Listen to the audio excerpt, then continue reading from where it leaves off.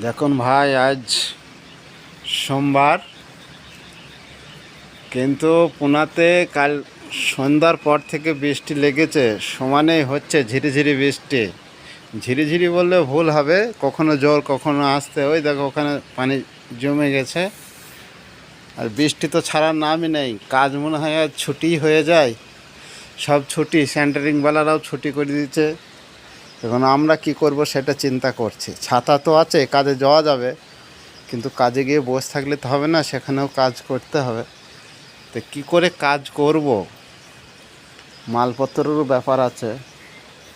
ঘরের ভেতরে কাজ অবশ্য আমাদের টেনশন নেই, কিন্তু যাওয়া আসাটাই বড় ব্যাপার। দেখেছো কীরকম বৃষ্টি হচ্ছে সব। আর বৃষ্টি হলে পুনার এই বিল্ডিংগুলো এত সুন্দর দেখায়, সাদা ফকফকা। দেখেছেন, মনে হচ্ছে সব। আর সামান্য একটু রোদ যদি উঠে না, তো আরও ভালো দেখায়।